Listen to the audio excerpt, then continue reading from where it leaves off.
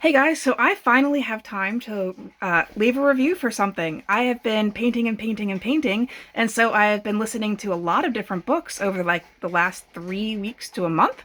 I just have had no time at all to sit down and leave a review for it, but I've enjoyed myself quite a bit, and it's definitely helped with all the monotony of the painting because the entire house needed to be painted. It was just an astronomical undertaking that I just wasn't thinking through when I bought this house. So anyway, this review is going to be for Nettle and Bone by T. Kingfisher. And oh, I have both hands. I have a stand for my phone, so hopefully no more wobbly phone, but I now can touch my face with both hands. So that'll be interesting to try and suppress. So Nettle and Bone by T. Kingfisher. So I picked this book up because I wanted a horror. The last thing I read of hers was actually The Twisted Ones, which was a creepy, atmospheric horror monster in the woods thing set in the Appalachia, which I am 9 minutes from the Appalachian Trail.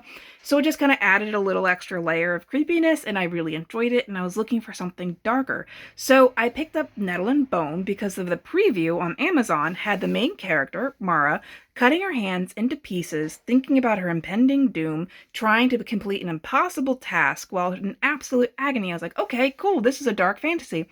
It was a romance, but that's okay.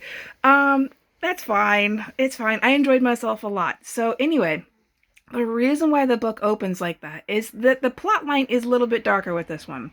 So the main character's sister is in a lot of trouble. She got shipped out to the north as kind of like a bargaining chip to keep the northern kingdom from invading their kingdom, which is much smaller, not as wealthy, nowhere near as easily defended, and they have like this primo spot, like this harbor that both the North and the South kingdoms want. So they make an ally of the North by sending their daughters up to marry and create heirs. The first one dies, right? The oldest daughter dies. And so they send out the second daughter hoping this will turn out better.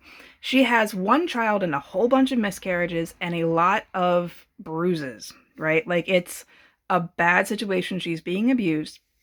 And the mother is trying to like balance civil war and like their impending, doom versus her feelings for her family and her daughter.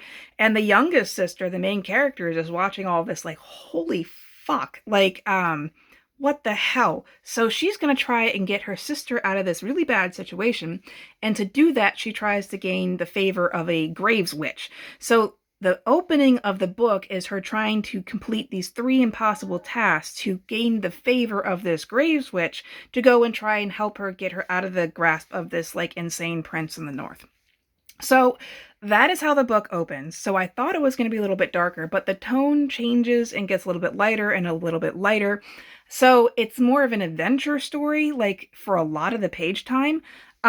So they go out, they being the Graves Witch and Mara, go out on this adventure to go and try and help her sister, and while doing that they run into her love interest, the knight. And if you read T. Kingfisher in the past and you enjoy the lead romance type characters, they are all very similar in my opinion. They all share a lot of the same traits. If you enjoy it, you're going to like it. If you have not enjoyed it in the past and you're hoping for something different, this is not that. This is more of the same. So if you're like, yay, T. Kingfisher, like, keep reading. If you're like, I'm not sure if I like her, maybe this will be different, this won't be different. So just be aware of that. I personally enjoy it. They're older characters. It's not all hot and bothered, typically a slower build.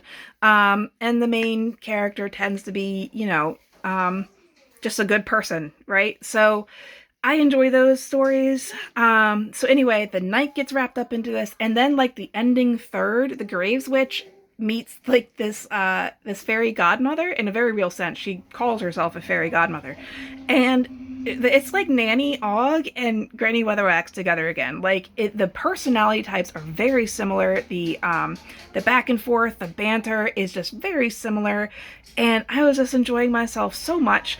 And there's a twist on the fairy godmothering, and it's very Pratchett-esque in my opinion. Not necessarily like the humor, but like turning things on themselves. So I really enjoyed myself with this. It's a very old classic fantasy setting with princesses and, kingdoms and fairy godmothers and like hand wavy magic and curses and things like that. So it's very old school. I think it has pretty broad appeal. Even if you're not typically into romance, the main story is really more a sister story, and the romance kind of comes in halfway through and kind of like it's not the main part of the story, but it is definitely there. This is definitely not a horror. So, oh well, I enjoyed myself a lot. And if you think this sounds, I love audiobooks. So this had a fantastic audiobook. So if you think this sounds good to you, I definitely recommend it. I gave it 4.5 out of 5 stars. I am not writing anything down right now. I might just switch right now to video reviews only, and then maybe at some point I can go back and write reviews. I just have no time at all. So an 80 out of 100, I don't know because I haven't written it down as far as my old grading rubric. I hope you guys have a great day, and thank you for watching.